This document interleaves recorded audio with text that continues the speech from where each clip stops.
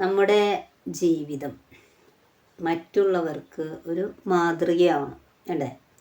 നമ്മൾ ഒരു ജീവിതം എടുത്ത് നോക്കിക്കഴിഞ്ഞാൽ നമ്മൾ ഈ ഭൂമിയിൽ ജീവിച്ചതിന് ഒരു തെളിവ് എന്തിട്ടെന്നറിയോ? നമ്മൾ ഈ ഭൂമിയിൽ നന്മ ചെയ്തു പോയതാണ് നമ്മളതിനെ ഓർക്കാണ്ടാവുക. ഒരു വ്യക്തി നമ്മുടെ ബുദ്ധിമുട്ടും വിഷമം അനുഭവിക്കുമ്പോൾ ആ വ്യക്തിക്ക് എന്തെങ്കിലും നമ്മൾ ചെറിയൊരു ഹെൽപ്പായിരിക്കാം ചെയ്തിട്ടുണ്ടായിരിക്കാം. പക്ഷേ അത് ചിലപ്പോൾ ആ വ്യക്തി മരിക്കുന്ന വരെ അത് ഓർമ്മ വെച്ചിട്ടിരിക്കുന്നു ഇല്ലേ? അങ്ങനെ ഓർമ്മ വെച്ചിരിക്കുന്ന വ്യക്തികളുണ്ട്. ഞാനും ഒത്തിരി പേരെ അങ്ങനെ ഓർമ്മിക്കുന്ന ഒരു വ്യക്തിയും കൂടിയാണ്. അപ്പോൾ നമ്മൾ വിചാരിക്കും കുറേ സമ്പാദിച്ചു, നമ്മൾ കുറേ മക്കൾക്ക് കുറേ നേടിക്കൊടുത്തു, അല്ലെങ്കിൽ നമ്മുടേതായ സ്വന്തം ജീവിതത്തിൽ ഒരുപാട് നമ്മൾ ചെയ്തു കൊടുത്തിട്ടുണ്ടായിരിക്കാം. അല്ലെങ്കിൽ സ്വന്തം ജീവിതം നമ്മൾ ഒന്നും ചെയ്യാതെ നമ്മുടെ ഈ ഒരു കുടുംബനാഥനായിരുന്ന കുടുംബത്തിലെ അമ്മയായാലും മക്കളായാലും എൻ്റെ സ്വന്തം എനിക്ക് എങ്ങനെ സ്വന്തമായി ജീവിക്കുക, അല്ലെങ്കിൽ എനിക്ക് എങ്ങനെ അടിച്ചു പൊളിച്ച് ജീവിക്കുക, അങ്ങനെയൊക്കെ ജീവിക്കുന്ന അനേകം മക്കൾ. പക്ഷേ അങ്ങനെയുള്ള ജീവിക്കുന്ന വ്യക്തികളെ നമ്മുടെ ഈ ഭൂമിയിൽ നിന്ന് നമ്മൾ വിട്ടുപോയാലും ഒരു കാളും ഓർക്കില്ല. അതുമാതിരി തിന്മകൾ ചെയ്യുന്ന അനേകം മക്കളുണ്ട്. തിന്മകൾ ഇന്നും ആ ഓരോ കുടുംബങ്ങളെയും ഉപദ്രവിച്ചിട്ടും അതുമാതിരി ചീത്ത പറഞ്ഞിട്ടും പലതരത്തിൽ ഉപദ്രവിച്ചു കൊണ്ടിരിക്കുന്ന വ്യക്തി അവരെ ഈ ഭൂമി വിട്ടുനിന്ന് പോയി കഴിഞ്ഞാൽ ഭൂമിയിൽ നിന്ന് വിട്ടുപോയി എന്തെന്നാ പറയുക? അവൻ പോയി നന്നായി സമാധാനമായി എന്നല്ലേ പറയാം.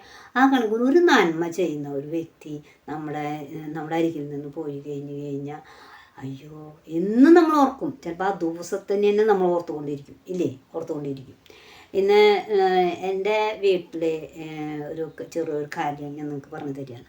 എൻ്റെ വീട്ടിലൊരു അമ്മാമ്മ ഉണ്ടായിരുന്നു. അപ്പൻ്റെ അമ്മാമ്മ ഉണ്ടായിരുന്നു. അപ്പോൾ അമ്മാമ്മയ്ക്ക് എന്നെ ഒരുപാട് ഇഷ്ടം. അമ്മാമ്മ എന്ത് കഴിക്കുകയില്ല, അമ്മാമ്മ എനിക്ക് തരും. എനിക്ക് തന്നിട്ടാണ് അമ്മാമ്മ കഴിക്കുക. അമ്മാമ്മയ്ക്ക് പല സ്ഥലങ്ങളിൽ നിന്നും അമ്മാമ്മയുടെ ബന്ധുമിത്രാദികൾ എന്തെങ്കിലുമൊക്കെ കൊണ്ടുവരും. അപ്പോൾ അമ്മാമ്മ എനിക്ക് തരാതെ അമ്മാമ്മ കഴിക്കില്ല. അപ്പം ഞാൻ അമ്മാമ്മയുടെ അരികിലിരിക്കും. അപ്പോൾ അമ്മാമ്മ എനിക്ക് തരും. അങ്ങനെ ഒരുപാട് സ്നേഹമുള്ളൊരു അമ്മാമ്മയാണ്. അപ്പോൾ അമ്മാമ്മയ്ക്ക് എങ്ങനെയാണെന്ന് വെച്ചാൽ കണ്ണ് കാണാതെ ഇരിക്കുന്ന ഒരു സാഹചര്യം. അമ്മാമ്മയ്ക്ക് 3 വർഷം അമ്മ കണ്ണ് കാണാതിരുന്നു. അപ്പോൾ അമ്മാമ്മ എന്ത് വീട്ടിൽ പട്ട കൊത്തിയാൽ പറയും, മീൻ നുറുക്കി എനിക്ക് തന്നില്ല, അങ്ങനെ പറയൂട്ടോ അമ്മാമ്മ. അപ്പോൾ അപ്പം പറയുന്നതെന്ന് വെച്ച് കഴിഞ്ഞാൽ മീൻകാരനെ ഏൽപ്പിച്ചിരിക്കുകയാണ്, നല്ല മീൻ കിട്ടിയാൽ കൊണ്ടുവരണം, അമ്മയ്ക്ക് മീൻ ഇവിടെ കൊടുത്തിരിക്കണമെന്ന് ഏൽപ്പിക്കണം അപ്പൻ. പക്ഷേ മീൻ കൊണ്ടുവരുമ്പോൾ ആൾക്ക് ചിലപ്പോൾ നല്ല മീൻ കിട്ടിയിട്ടുണ്ടാവില്ല. അപ്പോൾ വല്ല പട്ടകൊത്ത് കാര്യങ്ങൾ എന്തെങ്കിലും ശബ്ദം കേട്ട് കഴിഞ്ഞാൽ കണ്ണ് കാണില്ലല്ലോ അമ്മാമ്മയ്ക്ക്. അപ്പോൾ അമ്മാമ്മ പറയും, ഇന്ന് കോഴീനെ കൊന്നു ഇവിടെ, അല്ലെങ്കിൽ വെട്ടുമീൻ കിട്ടി എനിക്ക് തന്നില്ല. അപ്പോൾ അമ്മമ്മ പിടിക്കുമ്പോൾ മീൻ കനം വേണം. കനം ഉണ്ടെങ്കിൽ അമ്മമ്മക്ക് ഇഷ്ടമുള്ളൂ ഭക്ഷണം കഴിക്കാൻ. ചോറ് കുറച്ചേന്ന് പറയാം, കറിയോ ഒരുപാട് വേണമെന്ന് പറയാം അമ്മമ്മ. അങ്ങനെ പറയാം അമ്മമ്മ. അങ്ങനെ ഇരിക്കുമ്പോൾ ഒരു ദിവസം എൻ്റെ വീട്ടിൽ ഒരുപാട് കളിക്കാർ വന്നു. കളിക്കാർ എനിക്ക് ചെറിയൊരു വയ്യായിയുള്ള കാരണം നടക്കാനൊന്നും സാധിക്കാത്ത കാരണം എൻ്റെ ചുറ്റുമുള്ളവർ എൻ്റെ വീട്ടിൽ വന്നിട്ടാണ് കളിക്കുക. അങ്ങനെ കളിക്കുന്ന സമയത്ത് ഒരു ദിവസം അമ്മാമ്മേനെ എൻ്റെ കൂട്ടുകാർ കളിയാക്കി. അമ്മാമ്മേനെ എന്തോ പറഞ്ഞത് എനിക്ക് ഓർമ്മയില്ല. കളിയാക്കി. ഇപ്പോൾ അമ്മാമ്മയ്ക്ക് ഭയങ്കര ദേഷ്യം വന്നു. അപ്പോൾ അമ്മാമ്മ എപ്പോഴും ഹാളിൻ്റെ വാതിലിൻ്റെ അവിടെയാണ് ഇരിക്കുക. അപ്പോൾ ഏകദേശമൊക്കെ നേരത്തെ അമ്മയുടെ കയ്യിൽ ഒരു ചൂലുണ്ടാവും. അപ്പോൾ ആ ചൂലിങ്ങനെ കുത്തി ഇങ്ങനെ നിലത്ത് കുത്തില്ലേ, നമ്മുടെ ചൂലിൻ്റെ ഈർക്കിളികളൊക്കെ ഒപ്പാവാനായിട്ട് നിലത്ത് കുത്തില്ലേ, അങ്ങനെ കുത്തി ഇരിക്കാം. അമ്മമ്മയ്ക്ക് ഇവരിങ്ങനെ പറയുമ്പോൾ അമ്മമ്മയ്ക്ക് ആരാ എന്താണെന്നൊന്നും മനസ്സിലാവണില്ല. അപ്പം അമ്മമ്മയ്ക്ക് ഇങ്ങനെ ദേഷ്യം ഇങ്ങനെ വന്നുകൊണ്ടിരിക്കുക. അമ്മമ്മ ഹാളിൻ്റെ വാതിലിൻ്റെ അവിടെ ഇരിക്കുന്നത്, ഞാൻ ഏറെയത്ത് ചവിട്ടുപൊടിയുടെ അവിടെ ഇരിക്കുന്നുണ്ട്. ഇങ്ങനെയാണ് അതേ ഒരു 2 മീറ്റർ അകലെയുള്ള 2 പേര് ഇരിക്കുന്നത്. 2 പേര് നേരെ തന്നെ ഇരിക്കുന്നത്. ഇവരിങ്ങനെ പറഞ്ഞ് കേട്ട് അമ്മാമ്മയ്ക്ക് എന്ത് തോന്നിയെന്ന് പറയും. അമ്മാമ്മ ഈ ചൂലിട്ടിട്ട് എറിഞ്ഞത് അങ്ങനെ എൻ്റെ ഈ നെറ്റിയുടെ മുകളിൽ എറിഞ്ഞു.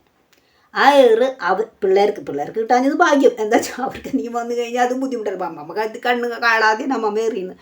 പക്ഷെ എങ്കിലും എനിക്ക് ഈ നെറ്റി മുഴുവൻ അങ്ങോട്ട് ഈ ഈർക്കിളികൾ മുഴുവൻ ഈ നെറ്റിയുടെ മുകളിൽ അങ്ങോട്ട് പതിഞ്ഞു പോയി. നീല നിറമായി നെറ്റി. അപ്പോൾ എനിക്ക് ഭയങ്കര വേദന, സഹിക്കാൻ പറ്റാത്ത വേദനയ്ക്കാന്ന് വെച്ചാൽ അത്രയും തലയ്ക്ക് ഒരു ഏറെന്ന് പറഞ്ഞാൽ അങ്ങനത്തെ ഒരു ഏറായിരുന്നു. പക്ഷേ ഇപ്പോഴും ഞാൻ എൻ്റെ അമ്മമ്മേനെ ഓർക്കും. ചൂലിങ്ങനെ ആരെങ്കിലും കട തിരിച്ച് കൈ പിടിച്ചിട്ട് വരികയാണെങ്കിൽ ഞാൻ എൻ്റെ അമ്മാമ്മേനെ ഓർക്കാത്തൊരു നിമിഷം ഉണ്ടാവില്ല. ആരെങ്കിലും എന്നെ നേരെ ചൂലെറിയേ അങ്ങനെ ഞാൻ ചൂല് ചോദിക്കുമ്പോൾ ആരെങ്കിലും ഇട്ട് തരാൻ പറഞ്ഞു കഴിഞ്ഞാൽ കട തിരിച്ച് ചൂല് വന്നു കഴിഞ്ഞാൽ അപ്പം ഞാൻ മനസ്സിന് എൻ്റെ അമ്മാമ്മ അന്ന് എറിഞ്ഞ കാര്യം എനിക്ക് ഓർമ്മ വരും. അപ്പോൾ പക്ഷേ അമ്മാമ്മ ഒരുപാട് കാര്യങ്ങൾ ഞാൻ പറഞ്ഞില്ലേ, എനിക്ക് അമ്മാമ്മ എന്ത് കഴിക്കുകയില്ല അമ്മാമ്മത്തെ. പക്ഷേ ഇത് സ്പെഷ്യൽ കിട്ടിയൊരു സംഭവമാണ്, സമ്മാനമാണ്. അതെന്നും ഞാൻ ഓർക്കും. അമ്മാമ്മ അന്ന് അമ്മാമ്മ വേണമെന്ന് വിചാരിച്ച് ചെയ്തതല്ല, മറ്റുള്ളവർക്ക്. പക്ഷെ മറ്റുള്ളവർക്ക് എറിഞ്ഞതാണ്. അത് എനിക്കല്ലെങ്കിൽ മറ്റുള്ളവർക്ക് കിട്ടുകയില്ല, അതുപോലെ നല്ല വേദന ഉണ്ടാവും. പക്ഷെ അവർക്ക് കിട്ടാനും ദൈവത്തോട് നന്ദി പറയണം. എനിക്കായാലും നമ്മുടെ കുടുംബത്തിലുള്ള ഒരാൾക്കല്ല കിട്ടിയത്, കുഴപ്പമില്ല. അപ്പോൾ അങ്ങനൊരു സംഭവം ഉണ്ടായി. അപ്പോൾ അതിന്നും ഞാൻ അമ്മാമ്മേനെ ഓർക്കുന്നുണ്ട്. എന്താ വെച്ചാൽ ആ ചൂല് എപ്പോൾ വരുന്നു അപ്പോൾ ഞാൻ ഓർക്കും. അപ്പോൾ ഇന്നത്തെ വിഷയം ഇതാണ് കേട്ടോ. എൻ്റെ അമ്മാമ്മേനെയും കൂടി ഇതിൽ പിടിച്ചത്. അപ്പോൾ നമ്മൾ മരിച്ചു പോയ ഓർമ്മിക്കാനുള്ള ഓരോ കാര്യങ്ങളാണ് ഇത് പറയുന്നത്. അമ്മാമ്മേനെ ദേഷ്യം കൊണ്ടല്ല ഞാൻ ഇപ്പോൾ പറയുന്നത്, സന്തോഷം കൊണ്ട് തന്നെയാണ് പറയുന്നത്. അമ്മാമ്മേനെ അത്രയും നന്നായി സ്നേഹിക്കുകയും നോക്കുകയൊക്കെ ചെയ്തിട്ടുള്ള ഒരു അമ്മാമ്മയെ. അപ്പോൾ അമ്മാമ്മേനെ എനിക്കൊരു അനുഭവം ഉണ്ടായിരുന്നു, നിങ്ങളായിട്ട് പങ്കുവയ്ക്കുന്നത് പോലെ ഈ കേൾക്കുന്നവർക്ക് ഓരോരുത്തർക്കും ഉണ്ടാവും ഇല്ലേ, അനുഭവങ്ങൾ ഉണ്ടാവില്ലേ, ഇങ്ങനെ ഓരോ വിഷയങ്ങൾ മനസ്സിൽ. ഇപ്പം ഞാൻ ഇപ്പോൾ ഈ പറയുമ്പോൾ ഇപ്പം എൻ്റെ അമ്മമ്മ അന്ന് എന്താ ചെയ്തു തന്നേന്നൊക്കെ ചിന്തിക്കുന്നുണ്ടാവും ഇല്ലേ, എല്ലാവരും ചിന്തിക്കുന്നില്ലേ. അതുമാതിരി അപ്പം എന്താ ചെയ്തത്. അപ്പം ഇങ്ങനെ ഓരോ ദിവസം ഞാൻ ഓരോ കഥയായി വിട്ട് വരാം കേട്ടോ. അപ്പോൾ എല്ലാവർക്കും വീഡിയോയ്ക്ക് ഇതുവരെ കേട്ടിരുന്ന എല്ലാവർക്കും ഒത്തിരി നന്ദിയോടെ ഓർക്കുകയാണ്. തുടർന്നും അടുത്ത വീഡിയോയുമായി അടുത്ത ദിവസം വരാം കേട്ടോ.